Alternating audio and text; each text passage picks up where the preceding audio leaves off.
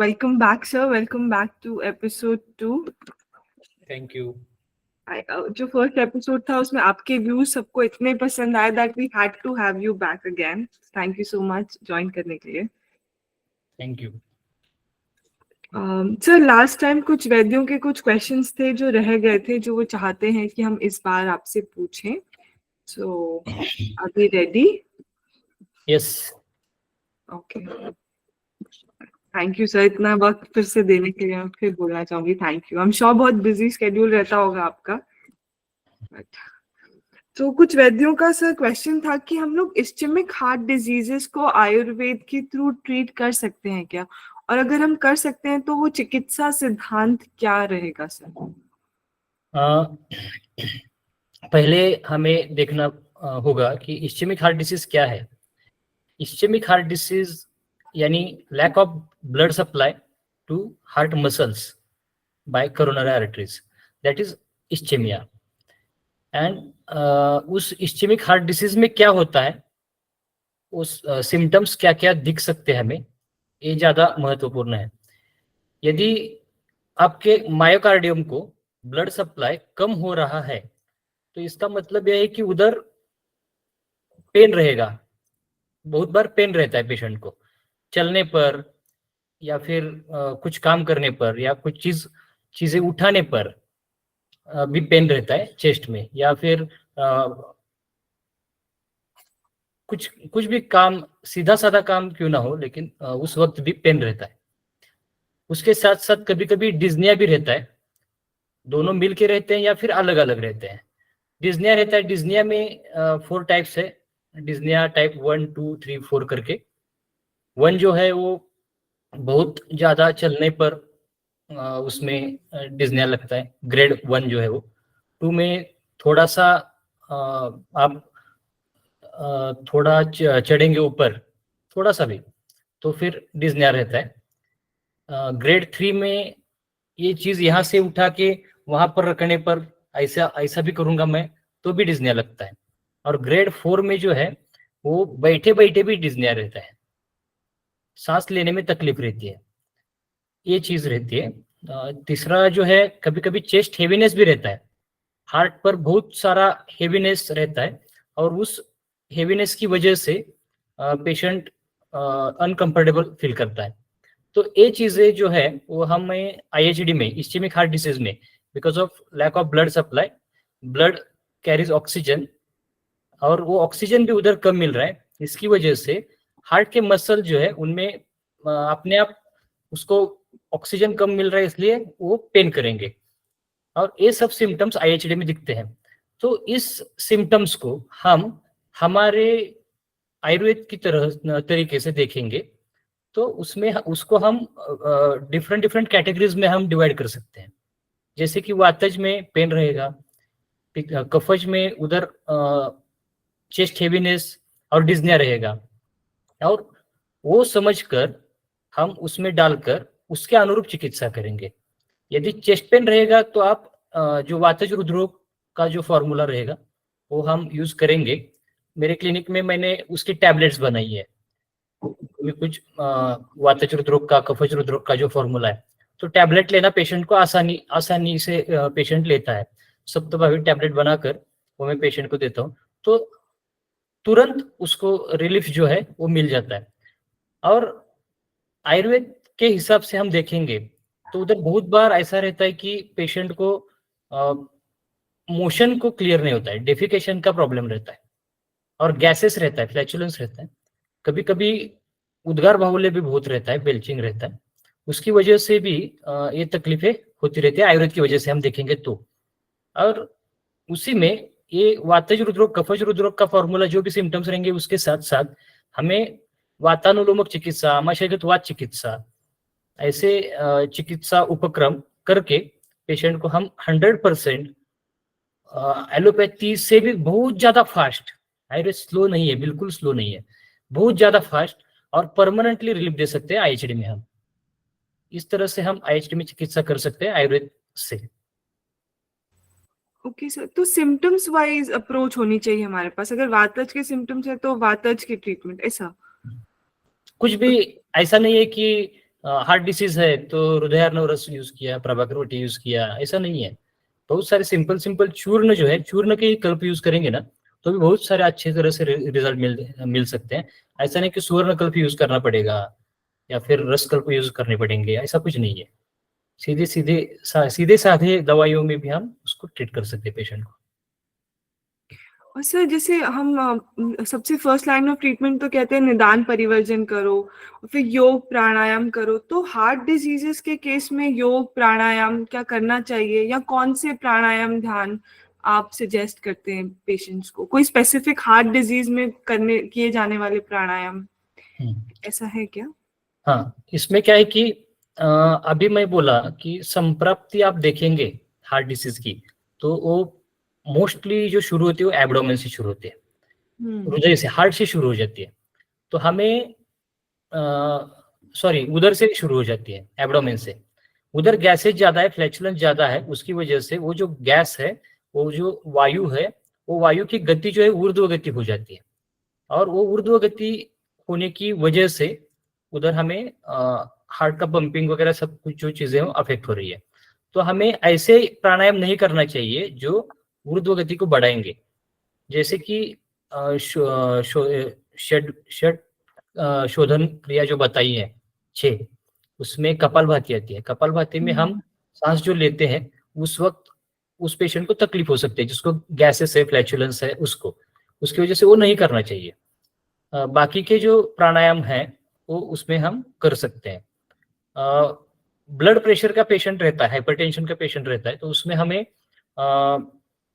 चंद्रानुलोमन, चंद्र नाड़ी जो है उससे, यानी वाम नाड़ी से सांस लेनी है और दक्षिण नाड़ी से सांस छोड़नी है।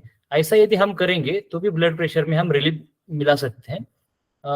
वैसे ही शीतली प्राणायाम जो है, सितकारी प्राणायाम जो है, वो भी हम करेंगे ना तो भी ब्लड प्रेशर में रिलीफ मिलता है। उसके साथ साथ यदि पित्तज हृदरोग रहेगा, बर्निंग रहेगा चेस्ट में ज्यादा, तो भी हम शीतली प्राणायाम, सितकारी प्राणायाम कर सकते हैं और उससे पेशेंट को अच्छी तरह से रिलीफ दे सकते हैं। परसों एक पेशेंट आया था मेरे पास, 2 दिन के पहले ही पेशेंट आया था। वो बोला कि चेस्ट में बर्निंग रहता है, लेकिन मैं यदि जुबान से सांस लूं, उसको मालूम नहीं था शीतली, लेकिन देखो वो बोला कि ऐसा मैं करूंगा ना तो एक 4-5 बार करूंगा तो मेरा बर्निंग बंद हो जाता है और मैं 4-5 किलोमीटर चल सकता हूँ। डोंगर के नाम है पेशेंट का, सरनेम जो है वो। तो फिर 4-5 किलोमीटर वो चल सकता है, कोई तकलीफ रहती नहीं। लेकिन जब स्टार्ट करता है, यदि उसको बर्निंग रहेगा चेस्ट में, तो ऐसे करके सांस छोड़ देता है जुबान से सांस लेके, तो उसको राहत मिलती है। वैसे ही हम ये जो प्राणायाम जो है हम यूज कर सकते हैं। एक्सरसाइज टॉलरेंस कैपेसिटी बढ़ेगी तो 100% डिज्निया, चेस्ट पेन और जो भी कुछ इस्चेमिक चेंजेस दिखेंगे ईसीजी में भी, उसमें भी फर्क पड़ता है। जैसे कि स्ट्रेस टेस्ट पे हम ट्रेडमिल पे चलते हैं, उस वक्त हमारा मेट्स जो है, यानी कितना कैलोरी आप जला रहे हो, ये सब, तो उस वक्त पेशेंट बहुत बार पहले दिन 2-3 मिनट ही चल पाता है, उसके आगे नहीं चल पाता। लेकिन जैसे जैसे अपनी ट्रीटमेंट शुरू हो जाएगी और एक्सरसाइज ज्यादा करेगा पेशेंट, सूर्य नमस्कार करेगा या फिर ज्यादा चलेगा, ब्रिस्क वॉकिंग करेगा, तो उसमें अपने आप एक्सरसाइज टॉलरेंस कैपेसिटी बढ़ जाती है और जो इस्चेमिक चेंजेस जो है ईसीजी में वो भी कम हो जाते हैं, इस्चेमिया भी कम हो जाता है और सिम्टम्स में रिलीफ हमें दिखाई देता है। इसलिए व्यायाम, योगासन, सूर्य नमस्कार, इन सब चीजें जो है, उसके साथ साथ प्राणायाम, ये सब चीजें हमें डेफिनेटली हार्ट डिसीज में बहुत ज्यादा अच्छी तरह से इफेक्टिव रहते हैं। उसके साथ साथ यदि चिंता से हृदरोग हुआ है तो हमें मेडिटेशन जो है वो मेडिटेशन करेंगे, ध्यान करेंगे, तो भी अच्छी तरह से रिलीफ मिल सकता है, मिलता ही है, मिल सकता है नहीं, मिलता ही है। क्योंकि चिंता वर्ज हो जाएगी, या फिर मंत्र, दैवोपासना चिकित्सा जो है आयुर्वेद में बताई गई है, उसमें मणि मंत्र ऐसे सब चीजें, तो मंत्र भी कौन सा भी मंत्र, ऐसा नहीं है कि सिर्फ रोग के लिए कुछ अलग मंत्र है। कौन सा भी अपना आपकी जो पूज्य देवता रहेगी या फिर धन्वंतरी रहेंगे, उनका मंत्र आप बोल सकते हैं, या फिर विष्णु का मंत्र ओम नमो भगवते वासुदेवाय भी, ऐसा मंत्र का जप जो है, जाप जो है, वो आप करेंगे तो भी अपने आप वो स्ट्रेस जो है रिलीव हो जाता है और अपना जो भी कुछ ब्लड प्रेशर वगैरह जो भी कुछ रहेगा वो सब कम हो जाता है, चिंता कम हो जाती है मेडिटेशन से। सर वो एक विट्ठल मंत्र होता है ना जो स्पेसिफिकली हार्ट पे ही काम करता है। एक्चुअली ये काम करता है, 100% करता है, 100% करता है। सिर्फ विट्ठल विट्ठल विट्ठल ठ नाम पे यदि हम प्रेशर देंगे ना, सिर्फ ठ ठ ठ ठ ऐसा भी बोलेंगे ना, तो भी यदि आपके चेस्ट में पेन हो रहा है तो अपने आप तुरंत एक 20-25 बार, लेकिन जोर से बोलना है, ऐसे ठो ठो ठो ठो ऐसा नहीं करना है। ठो ठो ठो ठो ऐसा करके यदि बोलेंगे, विट्ठल विट्ठल विट्ठल ऐसा करके बोलेंगे, तो अपने आप चेस्ट पेन जो है कम हो जाता है। 100% मैंने देखा है, खुद ने भी देखा है मैंने। बीच में एक गए साल 1-1.5 साल पहले मुझे भी ऐसा जरा ड्राइविंग करते वक्त मुझे ऐसा लगा कि अरे जरा सा चेस्ट पेन हो रहा है, तो मैं विट्ठल विट्ठल विट्ठल विट्ठल करके जोर से बोलने लगा। पहले धीरे से बोला, बाद में जोर से बोलने लगा, तो अपने आप वो दर्द जो है वो कम हो गया। और ये 100% इफेक्टिव है। अच्छा क्वेश्चन पूछा आपने, और ये सही भी है। आप करके भी देखेंगे ना तो पता चलेगा कि सचमुच ऐसा ही है। जी सर, बिल्कुल ट्राई करेंगे। इनफैक्ट जिसको भी हार्ट डिजीज हो उनको जरूर रेफर करेंगे। सो और मैं ये जानना चाहती हूँ कि जैसे पंचकर्मा यूएसपी है आयुर्वेद का, तो हार्ट डिजीजेस में हम कोई स्पेसिफिक पंचकर्मा यूज करते हैं क्या ट्रीटमेंट के लिए? यदि एक्चुअली हार्ट डिसीज में पंचकर्म करते वक्त बहुत हमें सावधानी बरतनी पड़ती है, क्योंकि वमन करने को कहा है, नहीं ऐसा नहीं, करने को कहा है, वमन करने को कहा है। यदि उदावरत होगा तो बस्ती भी, पिप्पलादी तेल का बस्ती देंगे हम उदावरत के पेशेंट में, तो अपने आप उदावरत ठीक हो जाता है, उसका मोशन अच्छी तरह से क्लियर हो जाता है। चिंचा लवन तेल जो है वो भी हम यूज करेंगे, नानोलोमन तेल, तो उससे भी बहुत अच्छा फायदा मिलता है। उदावरत जो है उदावरत ट्रीट हो जाएगा, उदावरत ट्रीट हो जाएगा तो अपने आप हार्ट पे आने वाला जो प्रेशर है वो कम हो जाएगा। वो प्रेशर चेस्ट पे आने वाला जो कम हो गया तो अपने आप chest pain, chest heaviness, breathing problem से सब चीजें जो है अच्छी तरह से ट्रीट हो सकती हैं। इसलिए बस्ती भी हम कर सकते हैं। विरेचन तो एक रामबाण चिकित्सा है इसमें, हार्ट डिसीज में, सीएडी में, या फिर यदि उदावरत रहेगा तो भी फिर हम अनुलोमक विरेचन, यानी बड़ा बृहद विरेचन नहीं बोल रहा हूँ मैं, अनुलोमक चिकित्सा जो है, सद्य विरेचन, डेली विरेचन, नित्य विरेचन, ऐसे कुछ ड्रग देंगे तो भी रिलीफ मिलता है अच्छी तरह से। वमन का भी फायदा है, वमन भी करवा सकते हैं, सद्य वमन हम करवा सकते हैं, लघु वमन हम करवा सकते हैं, उससे अच्छी तरह से रिजल्ट्स मिल सकते हैं। लेकिन उसकी कंडीशन क्या है वो भी देखनी पड़ेगी। उस पेशेंट का ब्लड प्रेशर बहुत सारा बढ़ा है, बहुत सारा चेस्ट पेन हो रहा है, उसको सांस उसकी फूल रही है और हम वमन दे रहे हैं, ऐसा नहीं होगा। तो उसको हम ट्रीटमेंट दे सकते हैं, लेकिन संभाल के देनी है ट्रीटमेंट। बस्ती और विरेचन जो सद्य विरेचन या फिर अनुलोमन, डेली अनुलोमन, वो अच्छी तरह से कर सकते हैं, कोई प्रॉब्लम नहीं रहेगी। नस्य का भी बहुत सारा इंपॉर्टेंस है। हम नस्य से पेशेंट को यदि स्ट्रेस है, चिंता की वजह से ये सब यदि हो रहा है तो हम ब्राह्मी घृत का नस्य देंगे, तो अच्छी तरह से फायदा होता है, दिखाई भी देता है और करते भी है वो सब। Okay sir. सर और कहीं कहीं हृदय बस्ती का भी वर्णन आता है कहीं कहीं, तो क्या उसके रिजल्ट्स रहते हैं हार्ट डिजीजेस में कि वो इंटरनल हम लोग नहीं दे रहे हैं, एक्सटर्नली अप्लाई कर रहे हैं, तो उसका रिजल्ट रहता है सर? एक्चुअली उसकी मुझे तो जरूरत लगती नहीं है। मैं कभी कटी शुल्क यदि पेशेंट भी आएगा ना, यानी या फिर जानू शुल्क आएगा, मन्या शुल्क आएगा, तो भी उसको मैं कभी कटी बस्ती, मन्या बस्ती पहले देता था मैं, जानू बस्ती, लेकिन इसका कुछ इंपॉर्टेंट है ही नहीं। ऊपर से कुछ भी ट्रीटमेंट इंपॉर्टेंट नहीं है, ट्रीटमेंट अंदर से होनी चाहिए। सिर्फ उसका मन बहलाने के लिए या फिर उसको, पेशेंट को अच्छा लगने के लिए करेंगे तो चलेगा, लेकिन एक्चुअली ट्रीटमेंट में उसका उतना ज्यादा इम्पोर्टेंस नहीं है। हाँ ठीक है, यदि ज्यादा चेस्ट पेन रहेगा तो आइलिंग करेंगे, तेल लगाएंगे उधर, या फिर उधर रुद्रबस्ती करेंगे तो ठीक है, लेकिन हर एक रुद्र रोग में हमें नहीं यूज करना चाहिए रुद्रबस्ती। सिर्फ उधर पेन रहेगा ना, वात रहेगा, शूल रहेगा, तो उस वक्त हम यूज कर सकते हैं। कोस्टोकॉन्ड्रियल मसल्स में पेन रहेगा या फिर अंदर चेस्ट में पेन रहेगा तो उस वक्त हम यूज कर सकते हैं, लेकिन बाकी की चीजों में उसका उतना यूज नहीं है। और बिना मतलब के पेशेंट के पैसे कमाने के लिए ऐसा नहीं करना चाहिए। हमें इथिकली प्रैक्टिस करना चाहते हैं तो ये चीजें जो है वो मायने ज्यादा नहीं रखती है। बहुत अच्छा पॉइंट हाईलाइट किया सर आपने। ये काफी जगहों पे प्रैक्टिस होता है, बट क्यों प्रैक्टिस करते हैं उसका आंसर समझ में नहीं आता। So thank you so much highlight करने के लिए सर।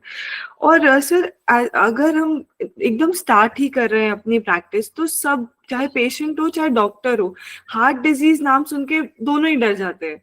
तो जब वैद्य ट्रीटमेंट करने आता है तो एक डर बना ही रहता है। तो अगर वो अपना डर दूर करना चाहे तो वो डर कैसे दूर करे सर, स्पेशली हार्ट डिजीजेस के लिए? इसीलिए तो हम ये सीरीज शुरू कर रहे हैं हार्ट डिसीज की, डर कम करने के लिए। डर कम करना है ना, तो मैंने पिछले एक अपने सेशन में बोला था कि knowledge is antidote to fear. डर कम करना है तो हमें नॉलेज गेन करना है, और नॉलेज गेन करना है तो ये सीरीज हमें करनी है। हमें क्या पढ़ना है, क्या नहीं पढ़ना है, क्या करना है, ये सब चीजें इस सीरीज में रहेंगी। और समझो नई सीरीज भी अटेंड की ना तो भी आपको नॉलेज तो गेन करना है, पढ़ाई करके करो, सभी संहिता पढ़ो आप, सभी मॉडर्न के बुक्स पढ़ो आप, जो भी कुछ हार्ट से रिलेटेड आएगा वो सब चीजें आपको पढ़ना है। यदि आप नॉलेज गेन करेंगे, गुरु से करेंगे, अपने दोस्त से करेंगे, बुक से करेंगे, आप्त से करेंगे, जो भी कुछ नॉलेज गेन करेंगे वही सहारा है, आखिरी सहारा डर मिटाने का, दूसरा कोई सहारा नहीं है। और नॉलेज गेन करेंगे और उसका इम्प्लीमेंटेशन प्रॉपरली करेंगे, पेशेंट का डायग्नोसिस अच्छी तरह से करेंगे, जो भी कुछ रहेगा वो वातज है, पित्तज है, कफज है, सब चीजें जो है हमें अच्छी तरह से ध्यान में लेनी है कौन सा है, और उसको एग्जैक्टली उसके जो हेतु है वो कौन से है।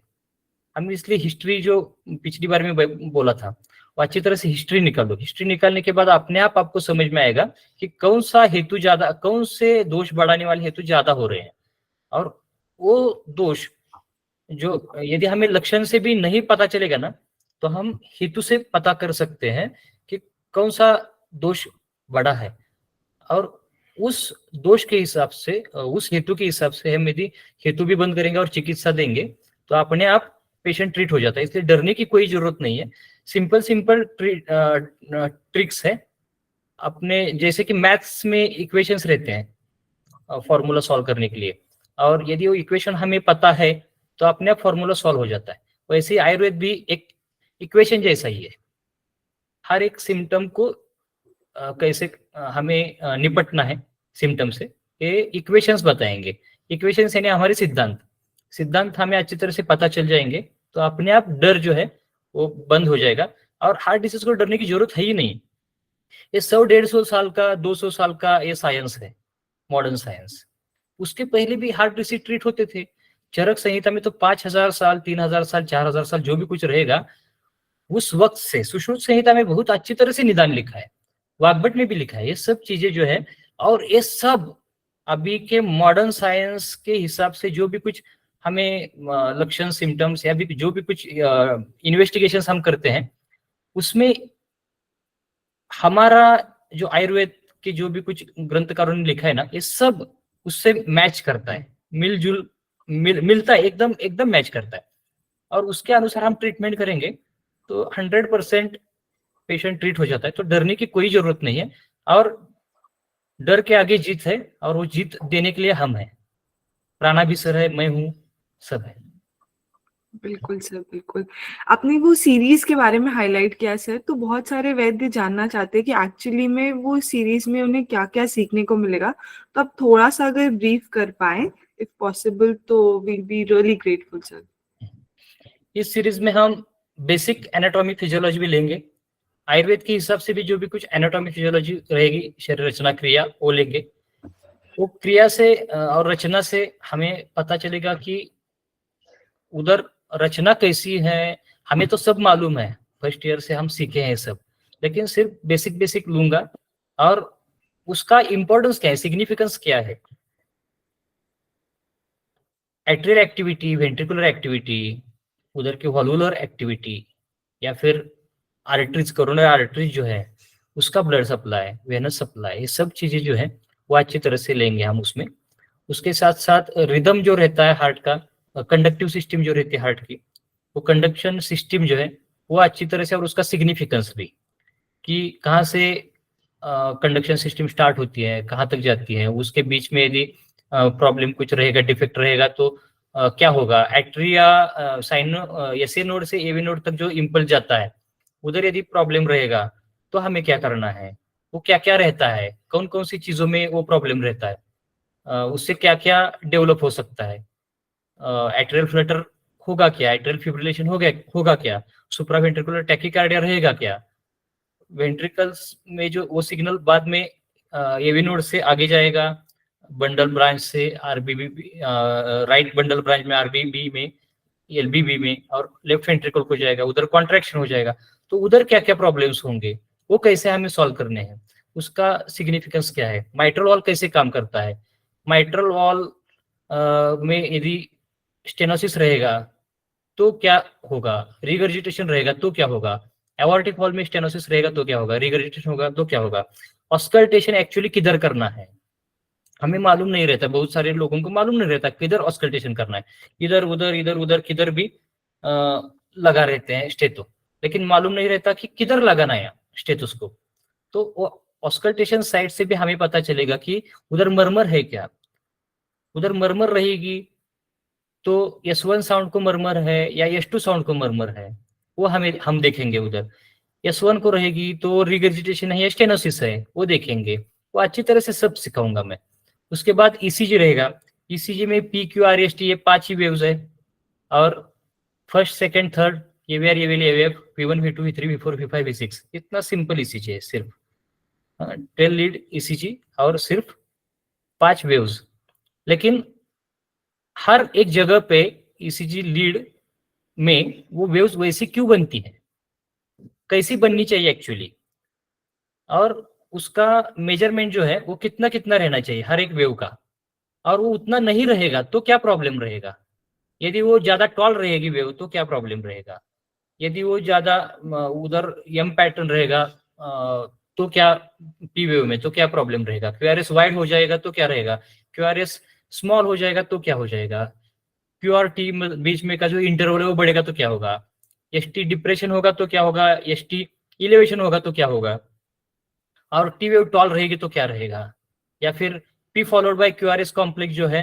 वो अच्छी तरह से जो भी कुछ मेजरमेंट्स दिए हैं उसी हिसाब से चल रहे हैं क्या, नहीं चल रहे हैं तो क्यों नहीं चल रहे हैं, अरिथमिया देखना है तो कौन सी लीड में है अरिथमिया हमें देखना है, जो लीड्स रहती है अपनी कि first second third AVR aVF, कौन से लीड में हमें अरिथमिया देखना है, लेफ्ट वेंट्रिकल हाइपरट्रॉफी किधर देखना है, राइट वेंट्रिकल हाइपरट्रॉफी किधर देखना है, एक्सिस डेविएशन किधर देखना है, और एक्सिस डेविएशन और लेफ्ट वेंट्रिकल हाइपरट्रॉफी और फिर लेफ्ट बंडल ब्रांच ब्लॉक या फिर right bundle branch block, right ventricle hypertrophy, उसमें क्या रिलेशन है, ऐसे सब चीजें जो है ना ईसीजी के बारे में वो सब हम देखेंगे, सब सिखाऊंगा मैं, कुछ भी रखूंगा नहीं, खुल्लम खुल्ला सिखाऊंगा, पूरा सिखाऊंगा। उसके बाद जो भी कुछ इन्वेस्टिगेशन है हमारे, और वो इन्वेस्टिगेशन का सिग्निफिकेंस क्या है, इस इको से हम क्या देखेंगे, इको में स्ट्रोक वॉल्यूम क्या रहेगा, इजेक्शन फ्रैक्शन क्या रहेगा, उधर हाइपोकाइनेजिया है अकाइनेजिया है तो हमें क्या पता होगा, उससे क्या पता करेंगे हम उससे, उधर वॉल स्टेनोस दिख रहे हैं या फिर रिगर्जिटेट दिख रहे हैं तो हम उधर क्या करेंगे ट्रीटमेंट, ये सब चीजें जो है वो मैं आपको सिखाने वाला हूँ। उसके साथ साथ कोलेस्ट्रॉल जो है, कोलेस्ट्रॉल बढ़ता है तो कोलेस्ट्रॉल कम करने के लिए भी क्या करना पड़ेगा, क्यों बढ़ रहा है कोलेस्ट्रॉल, एथेरोस्क्लेरोसिस कैसे हो रहा है, वो एथेरोस्क्लेरोसिस के बारे में बताऊंगा मैं, कैसे हो रहा है कैसे होगा, और उस वक्त जो एंजियोग्राफी की जाती है तो एंजियोग्राफी से एथेरोस्क्लेरोसिस हमें पता चलता है, तो उसका उससे जो समझो 100% ब्लॉक है, मैं परसों बोला था मैं, तो 100% ब्लॉक यानी पेशेंट को ऐसा होना चाहिए ना, पेशेंट इधर जिंदा ही नहीं रहना चाहिए, उसका राम नाम सत्य हो जाना चाहिए, लेकिन फिर भी वो जिंदा रहता है, तो क्यों जिंदा रहता है, 100% ब्लॉक है लेकिन फिर भी वो जिंदा है, वो अच्छी तरह से आपके क्लिनिक में आया है, आप वॉक टेस्ट ले रहे हैं या फिर ट्रेडमिल टेस्ट ले रहे हैं तो भी वो अच्छी तरह से कर रहा है, वो क्यों कर रहा है, तो ये सब चीजें जो है इन्वेस्टिगेशन के बारे में वो भी सिखाऊंगा। आयुर्वेद के हिसाब से जो मैं बोला अभी कि एनाटॉमी फिजियोलॉजी वो भी सिखाऊंगा। उसके साथ साथ रुद्रोग में जो भी कुछ प्रकार है, वातज पित्तज कफज सन्निपातज, ये सब जो प्रकार है उसके बारे में बोलूंगा मैं। उसके साथ साथ अभी रोमेटिड हार्ट डिजीज, हार्ट डिसीज जो रोमेटिक हार्ट डिसीज, उसके बारे में भी मैं बोलूंगा रोमेटिक हार्ट डिसीज कैसे तैयार हो जाता है, उसका आयुर्वेद से कैसे कोरिलेशन करना है, उसमें क्या ट्रीटमेंट देनी है, ये सब चीजें, कंजेनिटल हार्ट डिसीज के बारे में, उसकी ट्रीटमेंट के बारे में, हार्ट फेल्योर के सिम्टम्स उसके ट्रीटमेंट के बारे में, आईएचडी के सिम्टम्स उसके ट्रीटमेंट के बारे में, सब सब जो भी कुछ आप मांगेंगे वो सब, और जो भी कुछ मुझे मालूम है वो सब मैं आपको दूंगा। आयुर्वेद से कैसे ट्रीट किया जाएगा, आयुर्वेद से लक्षण कौन कौन से दिखते हैं, और उसको और इको को एक साथ कैसे हम मैच करके ट्रीट कर सकते हैं, ये भी सब चीजें, या फिर ईसीजी को और उसको कैसे मैच करके दिखाएंगे, ये सब चीजें। उसके साथ साथ हाइपरटेंशन, हाइपरटेंशन कैसे बढ़ता है, क्यों बढ़ता है, उसमें रेनिन एंजियोटेंसिन मैकेनिज्म क्या रहता है, आयुर्वेद के हिसाब से हमें हाइपरटेंशन कैसे रस धातु या फिर वात आदि चीजों से उन एंगल के हिसाब से हम आयुर्वेद से हाइपरटेंशन कैसे ट्रीट करना है वो देखेंगे, क्लेथ का विचार करके भी कैसे ट्रीट करना है वो भी सीखेंगे, वात बढ़ा है तो कैसे ट्रीट करेंगे वो भी सीखेंगे, सब चीजें सब एंगल से। उसके साथ साथ प्राणायाम कौन सा करना है, एक्सरसाइज कौन सा करना है, दैव व्यापाश्रय चिकित्सा कौन सी करनी है, रसायन चिकित्सा क्या देनी है, बार बार फिर प्रॉब्लम ना हो इसलिए, अब पुनर्भव चिकित्सा क्या करनी है, केस टेकिंग कैसे लेना है कार्डियक पेशेंट का, केस टेकिंग लेंगे तो उससे हेतु कैसे निकालने हैं, और कैसे हम पेशेंट ट्रीट कर सकते हैं वो हेतु निकाल के, ईच एंड एवरी पॉइंट जो भी कुछ मुझे मालूम है वो सब मैं आपको बताऊंगा। और मैं आशा करता हूँ कि ये सुन के आप ज्वाइन होंगे 100%। बिल्कुल। आई मीन सबसे पहले तो thank you so much sir, इतना अच्छा इनिशिएटिव लेने के लिए। कई बार वैद्यों के पास बहुत नॉलेज होता है बट अनफॉर्चुनेटली उन तक ही रह जाता है, वो आगे पास ऑन नहीं हो पाता। शायद यही हमारे आयुर्वेद में ड्रॉबैक भी रहा है। सो ये इनिशिएटिव लेने के लिए ही थैंक यू सो मच। और मतलब कार्डियोलॉजी जैसे सब्जेक्ट में फिर we can not ask for anything else. So moving on sir, एक वैद्य का क्वेश्चन आया था, वैद्य संदीप मेनन जी ने क्वेश्चन भेजा था, ये बिहार से हैं। ही 63 years old और वो जीपी प्रैक्टिस करते हैं।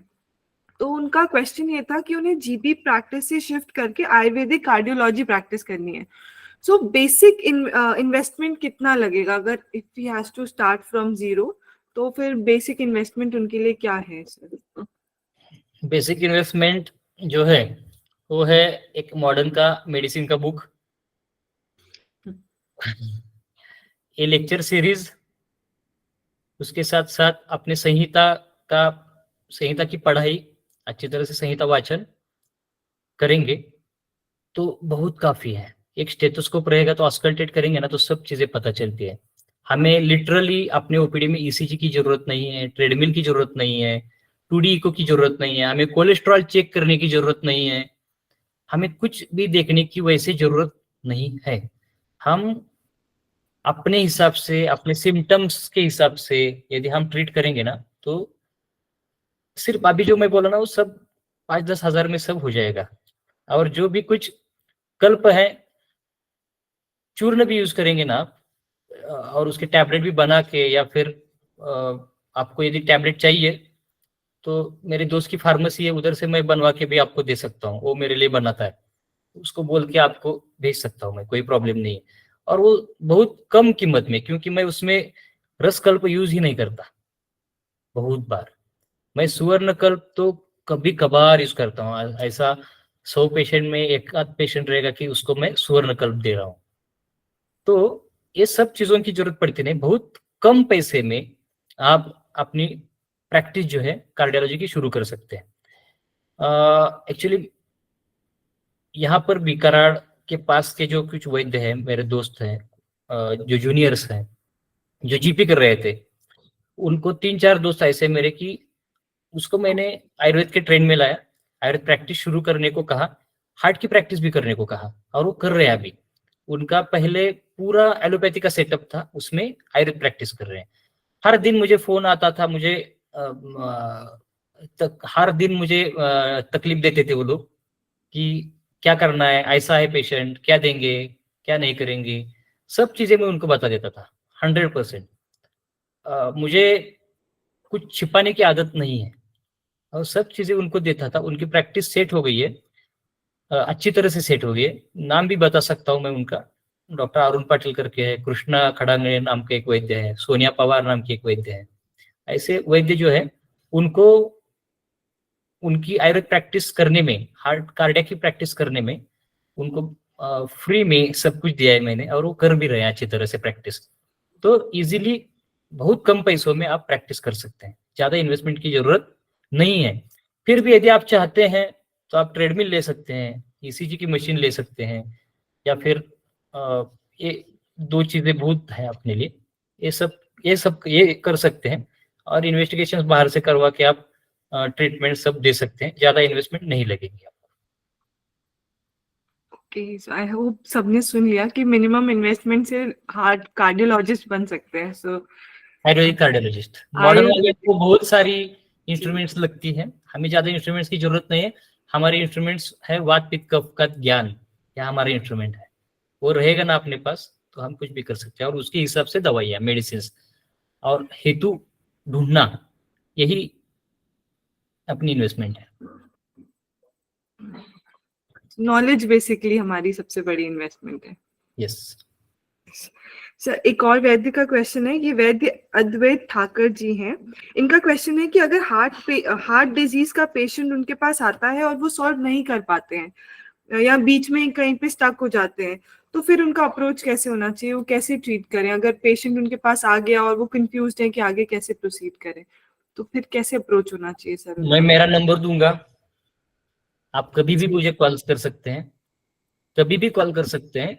मैं पेशेंट भी रहेगा ना आगे तो भी डॉक्टर्स का कॉल रहेगा तो 100% उठाता हूँ, बोलता हूँ उसके साथ, जो भी कुछ उसकी क्वेरीज रहेंगी, ऐसे ही गप्पे मारने के लिए नहीं, लेकिन ऐसे ही फोन आएगा ना कि ट्रीटमेंट क्या देनी है, ऐसे पूछेंगे तो 100% मैं कभी भी आपका फोन उठा के आपको उसका सॉल्यूशन दे सकता हूँ, कोई टेंशन रहेगा नहीं। कभी भी आप मुझे फोन कर सकते हैं, मैं आपको मेरा नंबर दूंगा कभी भी, अपनी सीरीज में दूंगा, कोई प्रॉब्लम नहीं। आई होप वैद्य अद्वैत ठाकर जी को अपने क्वेश्चन का आंसर मिल गया होगा। और वैद्य निनाद सावरकर जी, इनका क्वेश्चन है सर कि उन्हें ईसीजी ध्यान रखने में थोड़ी मुश्किल आती है, तो अगर वो बिना ईसीजी के ही अपनी प्रैक्टिस चलाएं या काम चले तो क्या वो पॉसिबल है, या कार्डियोलॉजिस्ट को ईसीजी रीड करते आना ही चाहिए? ऐसा कुछ नहीं है, आयुर्वेदिक कार्डियोलॉजिस्ट को ईसीजी रीड करना आना चाहिए ऐसा कुछ नहीं है।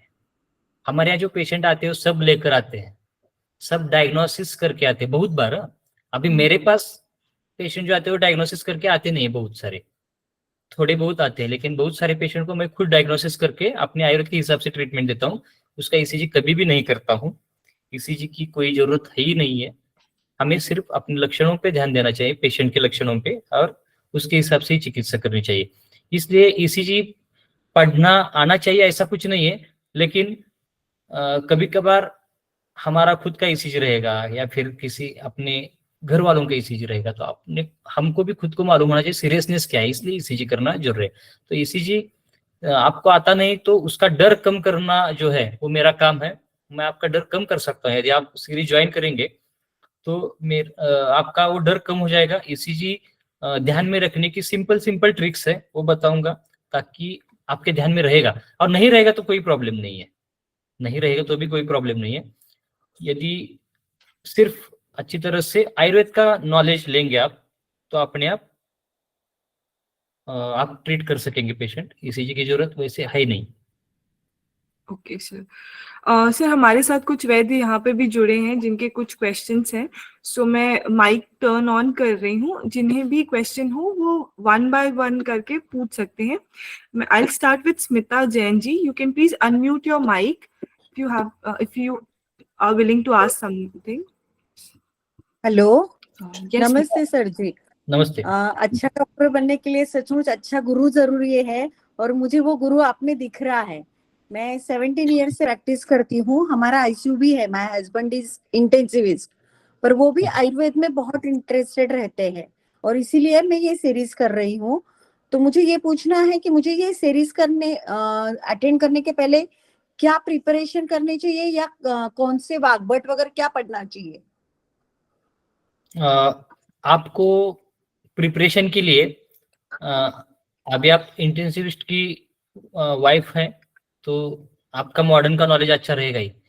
आप सुश्रुत संहिता में जो रुद्रोग का निदान वगैरह जो कुछ है, रुद्रोग की चिकित्सा है, वो पढ़ सकते हैं थोड़ा।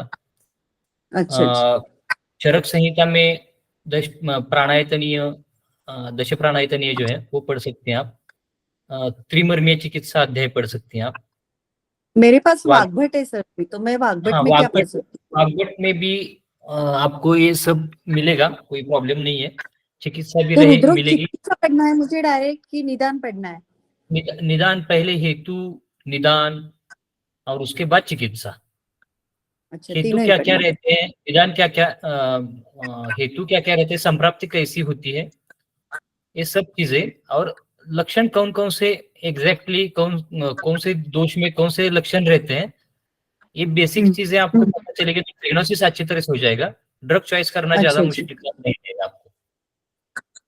अच्छा, चलो, thank you very much sir. Welcome.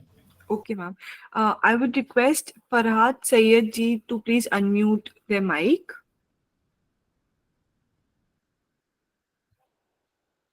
Farhat ji. Sayed ji, am I audible to you? Okay. Anyone else willing to ask anything? Yes, ma'am, you are audible to me. Yes. You can please ask your question. You raised your hand, yes?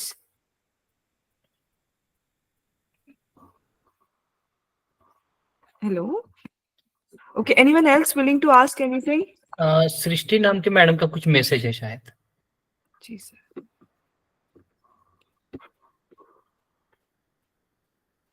Sir उनका question है कि mail 55 years old patient है of congestive heart failure with 15% LVEF with hypertension 10 years history and DM2 diabetes mellitus 2 since 5 years.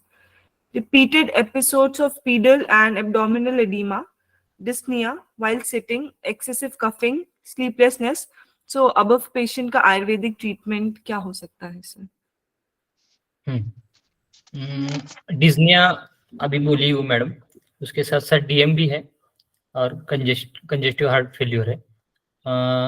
Symptoms ज्यादातर कफ के नजर आ रहे हैं इधर, और 50% सिर्फ इजेक्शन फ्रैक्शन बोल रही है मैडम, तो बहुत कम है इजेक्शन फ्रैक्शन। उस पेशेंट को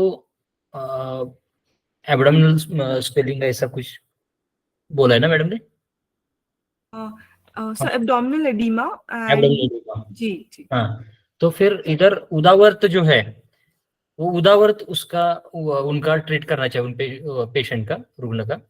और उदावर्त की ट्रीटमेंट अनुलोमक चिकित्सा और कफज रुद्रोग की चिकित्सा, और कफज रुद्रोग में जो मेडिसिन आते हैं वो अपने आप प्रमेह पे भी जाते हैं। इधर क्लेज ज्यादा रहेगा शायद उस पेशेंट में, क्लेज की चिकित्सा हमें करनी चाहिए। और कफज प्रमेह में जो कुछ ड्रग्स आते हैं, वैसे कफज रुद्रोग में भी वही ड्रग, जैसे कि शिलाजित रसायन वगैरह या चंद्रप्रभा, ऐसे भी ड्रग हम उधर यूज कर सकते हैं, शिलाजित का यूज कर सकते हैं। या और कफज रुद्रोग की चिकित्सा भी बोला मैं, वैसे अनुलोमक ड्रग और दुरुत्र हिंगवादी वचादी चूर्ण, हिंगू त्रिगुण चूर्ण, ऐसे जो चूर्ण है वो भी हम इधर यूज कर सकते हैं अच्छी तरह से, जिसका रिजल्ट अच्छी तरह से उस पेशेंट को मिल सकता है, 100% मिल सकता है। उसका स्वेलिंग रहेगा या फिर डिज्निया रहेगा, ये सब चीजें इससे कम होती जाएंगी। पेशेंट अपने आप हफ्ते 2 हफ्ते में आराम से चल पाएगा। और जिस उनके जो हेतु रहेंगे, डाइट कौन सा है, क्या क्या डाइट है, भूख लगने पर खाते हैं या फिर बिना भूख के ही खाते हैं, आजीर्णाशन आद्यशन करते हैं, वो भी देखना पड़ेगा। और आजीर्णाशन आद्यशन जो टालना पड़ेगा हमें। और उनके हेतु निकाल के, कफज हेतु रहेंगे ज्यादा तो उसको उनको बंद करना पड़ेगा, अत्यंबुपान रहेगा तो कम करना पड़ेगा। ये सब चीजें ध्यान में रख के ट्रीटमेंट करनी पड़ेगी हमें। आई होप मैम आपको आंसर मिल गया हो। और doctor Naveen Monga ji, you can please unmute your mic. आपने हैंड रेस किया है for the question.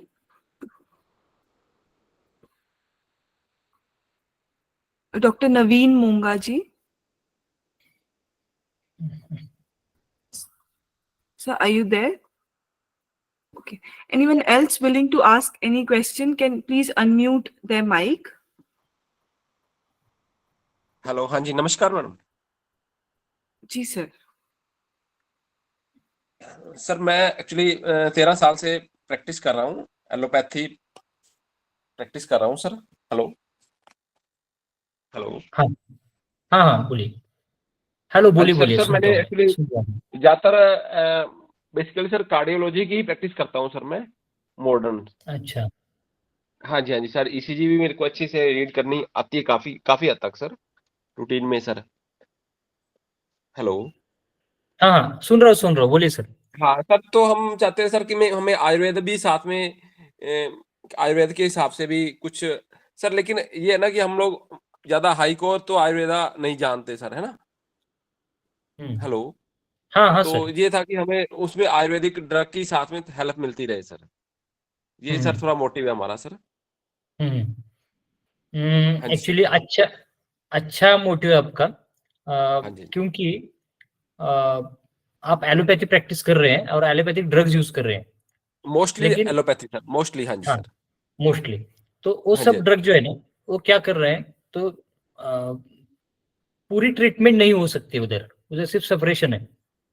Okay sir, समझो ओके। हाँ जी हाँ जी। समझो उधर अभी पिडोलिडिमा है, तो आप डायूरेटिक्स देंगे, हाँ जी सर, है डाइटोर ना, वगैरह रूटीन में, ठीक सर, डाइटोर प्लस, हाँ जी बिल्कुल। ऐसा कुछ ना कुछ देंगे आप। तो एक्चुअली आयुर्वेद जो है वो बेसिक से ट्रीट करेगा पेशेंट को, और बहुत सिंपल है। आपको तो अभी ईसीजी आता है, आप कार्डियोलॉजी की प्रैक्टिस करते हैं, कार्डियक पेशेंट ज्यादा दिखते हैं, हाँ सर, तो हमारा आप इलाके में नाम है सर, एज ए मतलब कि कार्डियोलॉजिस्ट जो भी लोकल लेवल पे कल हमारे पास ही आता है सर, पेशेंट जैसे भी है। हाँ जी।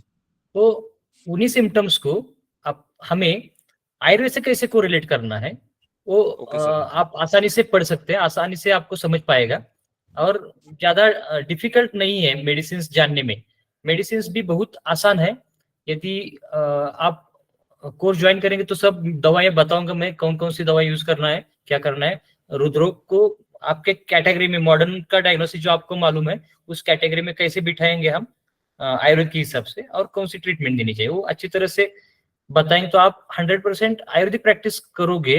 और एक अच्छी बात यह है कि मैं जो परसों बोला था मैं, कि भगवान के चरण में विलीन होने तक दवा लेनी पड़ती है मॉडर्न की, तो वो बंद हो जाएंगी दवाएं अपने आप, यदि आप आयुर्वेद यूज करेंगे तो। और 2-4 महीने, 15-20 दिन, इसमें भी आप रिलीफ दे सकते हैं पेशेंट को। और पुनर्भव चिकित्सा, रसायन चिकित्सा जो है, वो आप 6 महीने 1 साल भी शुरू रखेंगे तो कोई टेंशन नहीं रहेगा, और पेशेंट ट्रीट हो जाएंगे।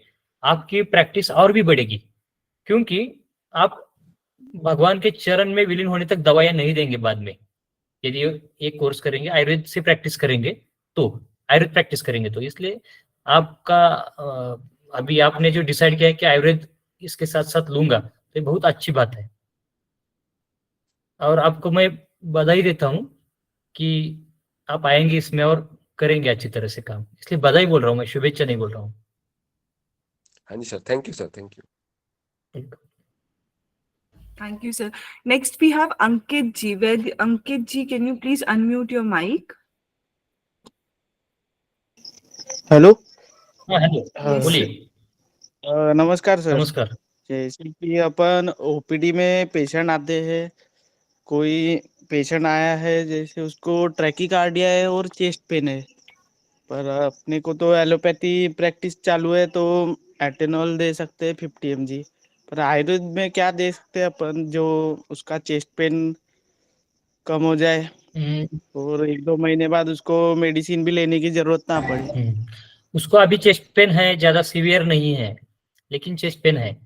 वो हमें नहीं हाँ लगता है कि मायोकार्डियल इंफार्क्शन है अभी, स्टैट एक्यूट हाँ मायोकार्डियल इंफार्क्शन नहीं है, या फिर है भी तो भी हम पिछले सेशन में मैं बोला था कि उधर हम हिंगू चूर्ण जो है, घृतवर्जित घृतवर्जित हिंग और सैंधव, यदि पेशेंट को हम दाड़िम के रस के साथ, या फिर यानी अनार के रस के साथ, या फिर संतरे के रस के साथ ऐसे भी देंगे ना, या फिर ऐसे ही देंगे पानी के साथ, तो भी चेस्ट पेन तुरंत रिलीव हो जाता है, चेस्ट पेन इसकी कम सर हो जाता हाँ टैबलेट फॉर्म में मेडिसिन नहीं अवेलेबल है क्या? क्योंकि हाँ, मोस्ट ऑफ ये चीजें ना मिलती नहीं है इधर रूरल एरिया में।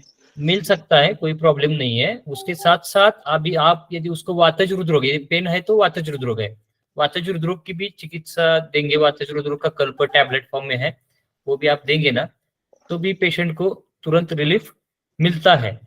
यदि एमआई रहेगा, उधर क्लॉट रहेगा, तो भी हमें आयुर्वेद में बताई गई है सब चिकित्सा, लेकिन हमें वो सब कल्प जो है वो हमारे पास रहने चाहिए। पारावत की विष्टा बोली है, वो पारावत की विष्टा हमें रखनी चाहिए, वो देंगे तो चलेगा, कोई प्रॉब्लम नहीं है। लेकिन यदि ज्यादा सिवियरिटी रहती है तो उस वक्त हमें उसको थ्रोम्बोलाइज करना पड़ेगा। इसलिए मॉडर्न की हेल्प लेंगे उस वक्त, तो कोई टेंशन नहीं है। थ्रोम्बोलाइज करेंगे, उसके बाद अपनी ट्रीटमेंट देंगे, क्योंकि थ्रोम्बोलाइज करने के बाद भी उसको सिम्टम्स रहते हैं, चेस्ट पेन रहता है, हेवीनेस रहता है। या फिर अपना ड्रग देके यदि पेशेंट को रिलीफ मिलता है तो कोई टेंशन नहीं है। हिंगू देंगे आप, घृत में भर्जित हिंगू और सैंधव नमक। वो कितना देना है ऐसा किसी ने तो पूछा था परसों, वो मैं भूल गया बताने के लिए। अपना जो चम्मच रहता है घर में, हाँ सर। उसका 1/8 पार्ट जो है वो हिंगू लेंगे तो भी चलता है, और उसका उतना ही सैंधव नमक उसमें डालेंगे और उसको पेशेंट को देंगे सबलिंगुअली, या फिर जुबान पर रखेंगे सिर्फ, और वो उसको निकलेगा। तो फिर अपने आप चेस्ट पेन थोड़ी देर में बंद हो जाता है। वो चेस्ट पेन क्यों रहता है? तो उदावर्त रहता है। उदावर्त यानी अपना जो वायु जो है वो ऊपर आता है, इसलिए अपना डायफ्राम जो रहता है बीच में, एब्डोमेन और चेस्ट के, हार्ट के बीच में, हार्ट जो है रेस्ट है डायफ्राम पर, तो डायफ्राम पर प्रेशर ज्यादा बढ़ेगा तो अपने आप हार्ट पे प्रेशर बनेगा और उधर अपने हमें पेन्स होंगी। तो हिंगू से क्या होगा कि वायु का अनुलोमन हो जाएगा, अपने आप नीचे जाएगा वायु। और लवन रज जो है वो भी वायु वातानुलोमन करता है। मलबद्धता रहेगी तो मल को बाहर निकालने में भी मदद करता है। तो ये देंगे ना हम, तो अपने आप गैस रिलीव हो जाएगा, थोड़ा सा डकार भी आएगा, बेल्चिंग हो जाएगा। उद्गार होने के बाद अपने आप चेस्ट का प्रेशर रिलीव हो जाएगा, तो चेस्ट पेन कम हो जाएगा। ये चीज हम कर सकते हैं प्रैक्टिस में। ठीक है, थैंक यू सर। उससे ट्रैकिकार्डिया भी कम हो जाएगा क्या? हार्ट हाँ, हो रेट? जाएगा ना, उसकी वजह से तो है, क्योंकि हार्ट को डायफ्राम ने दबाया, उसकी वजह से हार्ट फ्रीली वर्क नहीं कर रहा है। हार्ट फ्रीली वर्क नहीं कर रहा है, हार्ट अच्छी तरह से कॉन्ट्रैक्ट नहीं हो रहा है। कॉन्ट्रैक्शन जो है वेंट्रिकल्स का, वो अच्छी तरह से नहीं हो रहा है, क्योंकि डायफ्राम का प्रेशर हार्ट के ऊपर आ रहा है उदावर की वजह से। यदि हम वो प्रेशर रिलीव कर देंगे तो अपने आप टैकीकार्डिया जो है वो कम हो जाएगा, क्योंकि बाद में हार्ट जो है रिलैक्सली कॉन्ट्रैक्शन करेगा, अच्छी तरह से कॉन्ट्रैक्शन करेगा। तो उसको बॉडी को जरूरत है ब्लड की, या फिर कार्डियक हार्ट के मसल्स को, मायोकार्डियम को जरूरत है ब्लड की, इसलिए वो जोर से पंप कर रहा है, इसलिए टैकीकार्डिया है। यदि उधर हम आराम देंगे उसको तो टैकीकार्डिया अपने आप कम हो जाएगा। ठीक है ना sir, thank you sir. Hello sir. हाँ hello. Hello sir. Hello. Hello sir. हाँ हेलो, बोलिए। हृदरोग में मर्म चिकित्सा का महत्व और मर्म कौन से मर्म की चिकित्सा देनी चाहिए? हाई ब्लड प्रेशर हो, लो ब्लड प्रेशर हो, कोई शॉक में चला गया हो या कुछ, तो कौन कौन से मर्म की चिकित्सा देनी चाहिए और किस तरह देनी चाहिए, कितनी बार देनी चाहिए?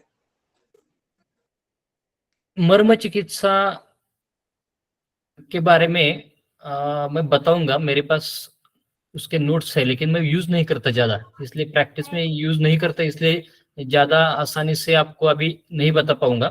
लेकिन यदि आपका नंबर मुझे मिलेगा, यस मिलेगा। मैं आपको डिटेल्स भेज सकता हूँ। यस, मैं भेजूंगा। हाँ, कोई प्रॉब्लम नहीं है, क्योंकि मैं प्रैक्टिस में मर्म चिकित्सा यूज नहीं करता, उसकी वजह से ज्यादा अच्छी तरह से आपको नहीं बता सकता मैं। सर मैं यदि मारो आपको एक कुछ मालूम रहेगा तो आप बताइए। हाँ मैं बता सकता हूँ। हाँ बताइए ना सर। मैं तलहदे मर्म से हाई ब्लड प्रेशर का पेशेंट को मैं ट्रीट करता हूँ। With in 10 minute patient already relieve from all symptoms. और भ्रू मध्य, भ्रूपुच्छ, ललाट અને हनुसंधि में भी वो एक्यूप्रेशर पॉइंट करता हूँ। और जो नेक के पीछे के 2 पॉइंट भी करता हूँ, बहुत ही 10 मिनट में कंप्लीट रिलीफ मिल जाता है। और वो जो तलहदे मर्म जो इधर का होता है वो तो मैं करता हूँ, वो जो मध्यमा अंगुली है वो 2 अंगुल नीचे हस्तल पे वहाँ 18 से 20 बार कंप्रेस करता हूँ, भले 180 प्रेशर है, आधे विथ इन मिनट के 10 लिए मिनट। हाँ आधे मिनट के लिए रखते हैं आप, हाँ, बस आधी 20 बार प्रेस करना होता है उसको, तलहदे लेकिन कितने मर्म सेकंड के को। लिए रखते हैं आप फिंगर उस हाँ? वक्त? प्रेस करके वो कितने सेकंड के लिए प्रेस रखते हैं करके finger? नहीं रखता हूँ, लेफ्ट हाँ। हैंड के लिए राइट हैंड अंगूठा का इस्तेमाल करता हूँ, राइट हैंड के लिए लेफ्ट अंगुला का, मध्यमा अंगुला का जो जो जो तल का जो भाग होता है 2 अंगुल से 6 अंगुली का भाग होता है, तो 2 अंगुल छोड़ के जहाँ वो जो मध्यमा ऐसे मुट्ठी लगाते हैं वहां जो मर्म बनता है वो तलहदे मर्म है, मध्यमा अंगुली का, हाँ बराबर 2 अंगुली की। हाँ वो उसको प्रेस करते हैं, बहुत एक्सीलेंट रिजल्ट मिलता है सर। कल ही एक पेशेंट को मैंने ऐसा ट्रीट किया था, अच्छा है। 180 प्रेशर था, नॉर्मल कर दिया विद इन 10 मिनट। नहीं अच्छा 2 है। दिन से परेशान था। हाँ, उसमें प्राणायाम का भी इम्पोर्टेंस ज्यादा है। प्राणायाम हम करेंगे ना, हाँ उसमें अभी मैं बोला था कि चंद्र नाड़ी प्राणायाम या फिर शीतली सितकारी, ये भी प्राणायाम हाँ करेंगे ना तो भी ब्लड प्रेशर तुरंत रिलीव होता है। हाँ हाँ, 3-4 मिनट में ही रिलीव हो जाता है ब्लड प्रेशर, ओके। कम हो जाता है।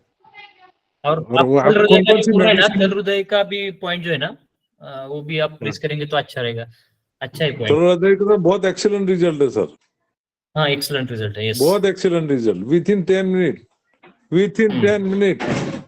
Yes, thank you for information. और आप कौन कौन सी मेडिसिन इस्तेमाल करते हैं कार्डियक वो डिजीज के लिए सर? मैंने अभी क्या है कि जो फॉर्मूलेस बनाए उसमें षडधरण चूर्ण रहता है, अनुलोमक चूर्ण रहता है, और जो फॉर्मूले बनाए ना उसमें VH नाम का एक फॉर्मूला है वातज हृदरोग का, इसमें वात शमन करने वाली सब दवाइयां हैं। KH1 KH2 ऐसे कफज हृदरोग के फॉर्मूले हैं। पित्तज हृदरोग में PH है या फिर अर्जुन क्षीरपाक हम दे सकते हैं, या कुटकी ST और खड़ी खंड शर्करा जो है उसका शरबत दे सकते हैं हम, पित्तज हृदरोग में हम यूज कर सकते हैं। और फिर जो भी कुछ ताप्यादि लोह रहेगा थोड़ा बहुत रसायन चिकित्सा के लिए प्रभाकर वटी, लेकिन ये सब सिम्टम्स कैसे कौन कौन से हैं उसके हिसाब से देखकर, कौन सा दोष बढ़ा है वो देखकर ट्रीटमेंट दी जाती है। बराबर। हर एक को सेम नहीं रहता, डिफरेंट डिफरेंट रहता है। Okay sir, thank you sir. Welcome. Thank you sir. अगर आपको लेट नहीं हो रहा हो तो हम एक लास्ट क्वेश्चन ले सकते हैं sir, if you allow. Yes, no problem. Okay, so Dr. Mishmi Das ji, you can please unmute your mic. नमस्ते नमस्ते सर। हाँ, मैं नमस्ते। जी सर, मैं एक 4th ईयर की स्टूडेंट हूँ फिलहाल। हाँ। जी सर, तो sir I have a question, this is with respect to my mother only.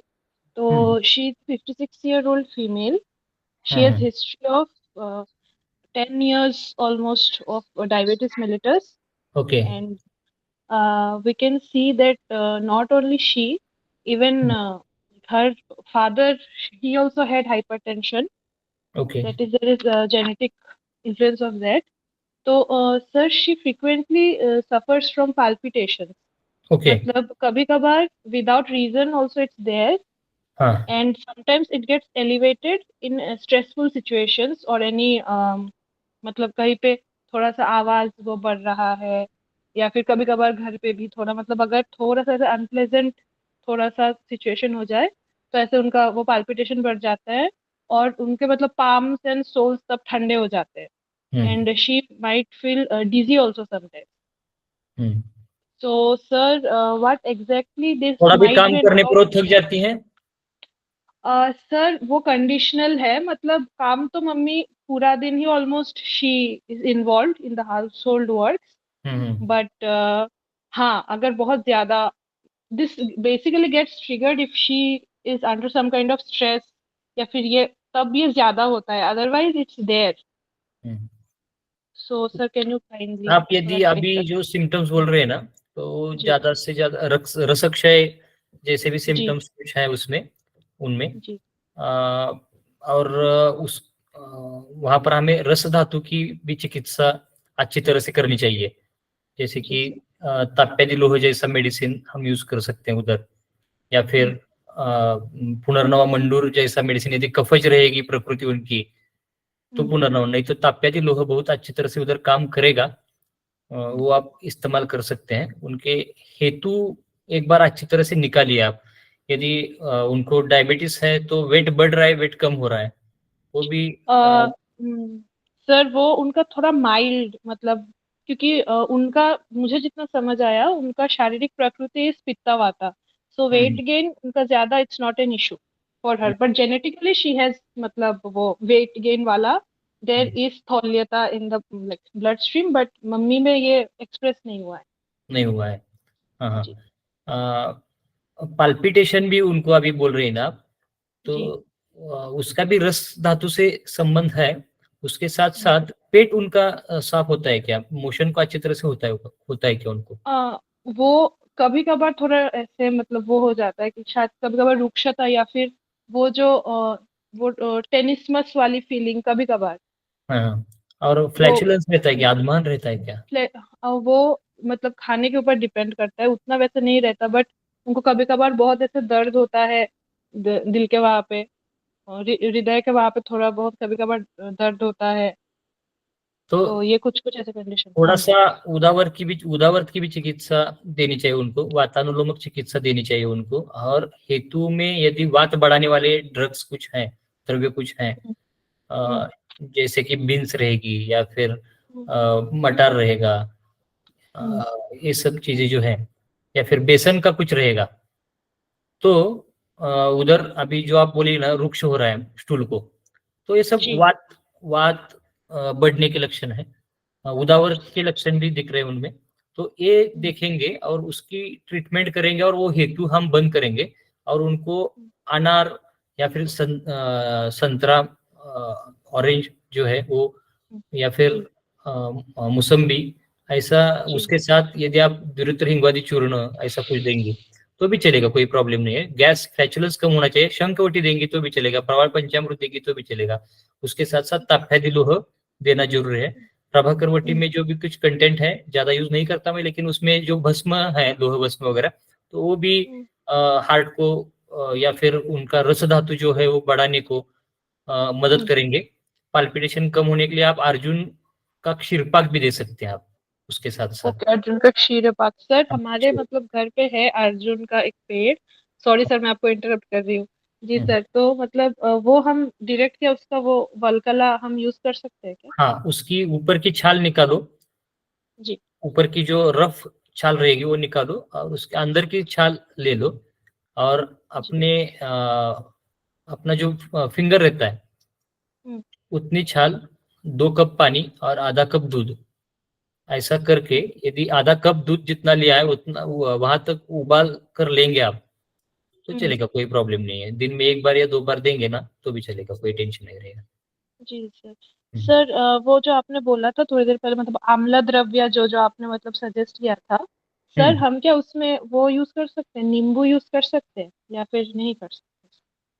यदि चेस्ट पेन वगैरह रहता है ना तो नींबू थोड़ा बहुत यूज कर सकते हैं, कोई प्रॉब्लम नहीं। बिजोरा नींबू या फिर मालूम जैसे मातुलुम जो बोलते हैं, जी जी वो जी वो भी आप उधर दे सकते हैं, कोई प्रॉब्लम नहीं है। जी। सर एक क्वेश्चन है, मुझे लेकिन ये जानना था वात एक्चुअली। कफज रहेगा ना तो ही, पित्तज जी। रहेगा तो नहीं देंगे, बर्निंग रहता है ना तो नहीं देंगे हम। हाँ। Okay sir, okay. हाँ मुझे सर एक्चुअली यही जानना था कि मतलब कौन से केस में नींबू हम नहीं दे सकते। हाँ ठीक है, तो सर नॉर्मली मतलब बेटर लेकिन होगा अगर बहुत हम ज्यादा नहीं देना है, नहीं तो फिर जी नींबू की वजह से ज्वाइंट पेन या फिर रक्त दुष्टि ऐसी सब चीजें हो जाएंगी। हाँ, जी सर। जब जी तक सर। सिम्टम्स है तब तक, सिम्टम्स बंद सब बंद। जी सर, तो मतलब दादिमा ये सब अगर हम देंगे तो उससे ऐसी कोई दिक्कत नहीं आएगी, दाड़िम हम उपद्रव देंगे नहीं ना होगा? तो कोई प्रॉब्लम नहीं। दाड़िम नित्य सेवनीय द्रव्य है, जी जी। तो आप अनार दाड़िम जो है वो हमेशा दे सकते हो, कोई प्रॉब्लम नहीं। पका हुआ चाहिए, सर जी सर। अच्छा नहीं होना सर उनको एक्चुअली कोलेस्ट्रॉल की भी आ, ऐसे मतलब बॉर्डर लाइन में उनकी कोलेस्ट्रॉल की दिक्कत है, चाहिए। तो सर वो भी कंट्रीब्यूटिंग फैक्टर में। फ्राइड डाइट, फ्राइड कुछ रहेगा वो कम करो। हम्म। जब भूख लगेगी ज्यादा तभी खाने को दो, उससे कम 4 निवाले कम भूख से 2। सुबह बिना खाए कुछ एक्सरसाइज करने को कहो, जब तक डिज्निया नहीं होता, जब तक स्वेटिंग नहीं आता तब तक एक्सरसाइज करेंगी तो अपने आप रिवर्ट हो जाएगा, वो कोलेस्ट्रॉल वगैरह सब नॉर्मल हो जाएगा। कोलेस्ट्रॉल एचडीएल अपने आप बढ़ जाता है एक्सरसाइज करने से, और एचडीएल बढ़ेगा अच्छा कोलेस्ट्रॉल तो वीएलडीएल, एलडीएल, ट्राइग्लिसराइड से सब कम हो जाएंगे अपने आप। सर एक लास्ट क्वेश्चन सर, अगर पॉसिबल, इफ इट्स फाइन, एक क्वेश्चन सर पूछूं?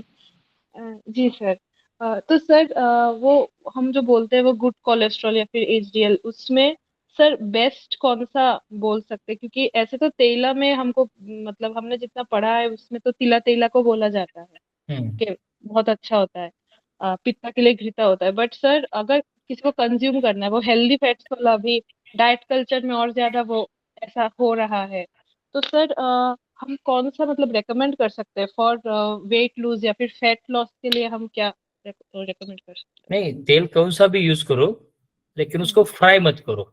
यदि आप फ्राई करेंगे, डीप फ्राई करेंगे, फ्राई करेंगे, तो अपने आप फ्री रेडिकल्स जो है वो तैयार हो जाते हैं। वो फ्री रेडिकल्स अंदर जाएंगे, एंडोथेलियम और मेसोथेलियम तक जाएंगे फ्री रेडिकल्स, उधर जाके वो इकट्ठा होके उधर इकट्ठा होंगे, उसको मोनोसाइट जाके पकड़ेंगी। मोनोसाइट्स अपने आप 2-3 दिन में खत्म हो जाती है, तो उधर फोम सेल्स तैयार हो जाएंगी। फोम सेल्स तैयार हो जाएंगी तो उधर प्लाक तैयार हो जाएगा, एथेरोस्क्लेरोसिस तैयार हो जाएगा, ऐसे कोलेस्ट्रॉल तैयार हो जाएगा उधर। ये मैकेनिज्म है, इसलिए फ्राई मत करो। कौन सा भी तेल आप आपके एरिया के हिसाब से, जैसे कि नॉर्थ इंडिया में राई यानी मोहरी बोलते हैं, उसका तेल यूज करते हैं। साउथ इंडिया में कोकोनट का तेल यूज करते हैं। महाराष्ट्र में ग्राउंडनट का तेल यूज करते हैं। वैसा कोई प्रॉब्लम नहीं है, लेकिन तेल जो है वो रिफाइंड नहीं होना चाहिए, फिल्टर्ड होगा तो अच्छा रहेगा। यदि ऑयल की मिल रहती है, पहले रहती थी गांव-गांव में, उससे यदि हम निकालेंगे, अभी भी लकड़ी घाना वगैरह रहता है, तो उससे हम निकालेंगे, या फिर आयरन का भी घाना चलेगा, स्टील का भी घाना चलेगा, लेकिन फिल्टर्ड ऑयल जो है वो लेंगे और उसको फ्राई नहीं करेंगे ना, तो कोई दिक्कत नहीं रहेगी।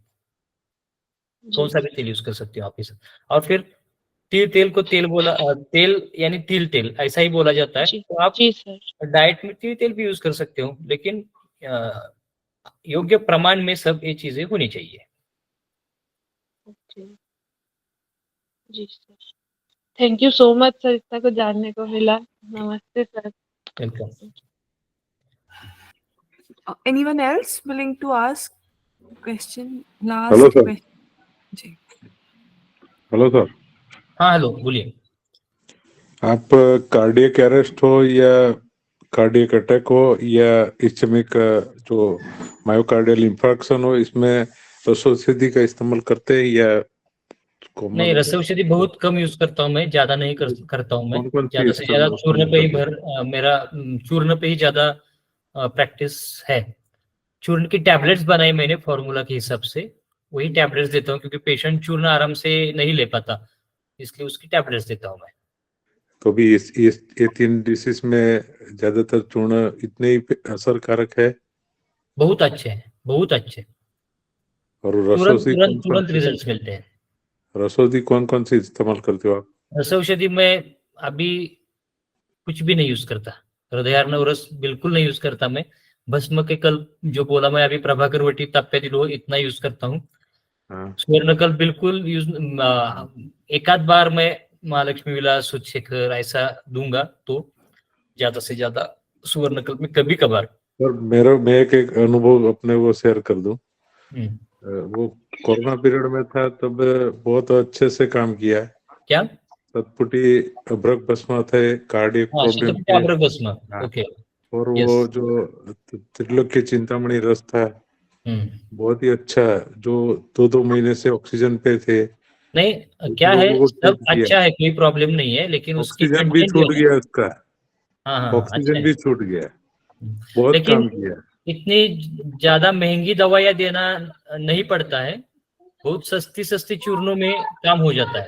तो सस्ती में इस कंडीशन में आप कौन कौन सी दोगे? मेरे को पता है कि मैं जो कोरोना पीरियड में वो बहुत अच्छा काम किया, ऑक्सीजन 2-2 महीनों से चलता था, वो भी मैंने छुड़ा है। तो आप कौन सी काष्ठ औषधि देते हो?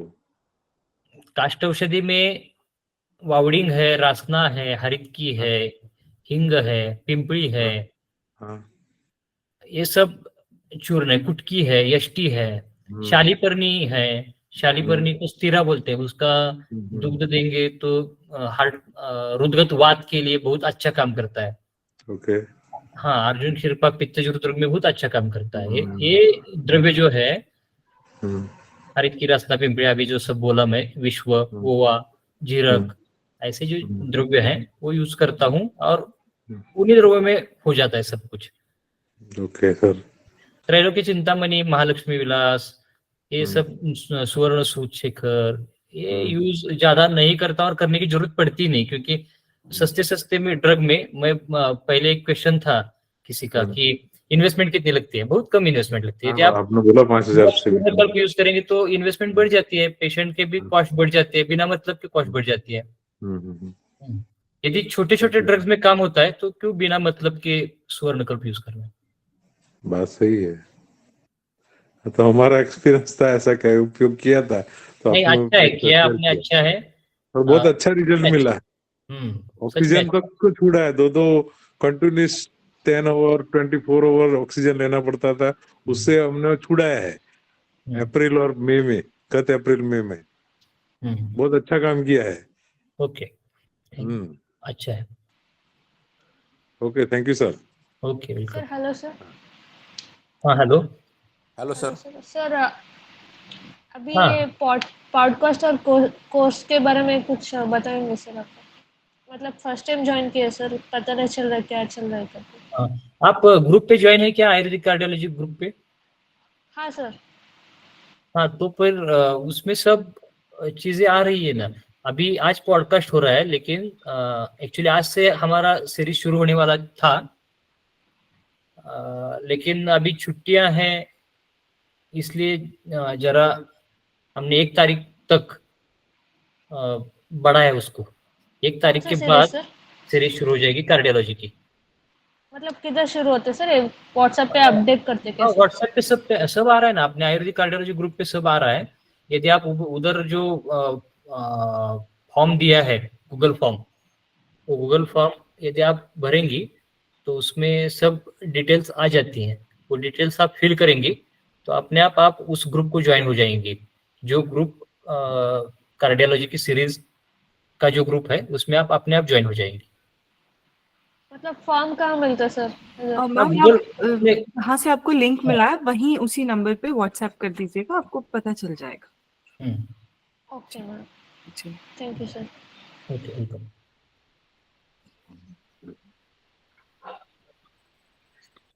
So I guess that's it for today. काफी वक्त ले लिया आपका। Yes. और हर बार की तरह कुछ ना कुछ नया पर्सपेक्टिव ही जानने को मिला जो पहले कभी सोचा नहीं था।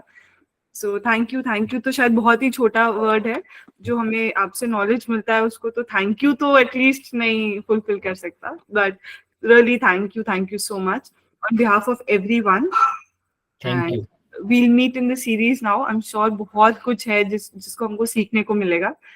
So that's it for today. That's it for today, everyone. We'll meet in the series now. किसी को कोई भी डाउट हो regarding the series तो आप टेक्स्ट कर सकते हैं, जिस भी ग्रुप से आपको नंबर मिला है वहाँ पे आपको टेक्स्ट कर सकते हैं, वहाँ से आपको पूरा फॉर्म वगैरह मिल जाएगा। So that's it from our side. That's it for today, sir. Thank you so much. Thank you. Okay. Good night, sir. Good night. Good night all of you. Bye.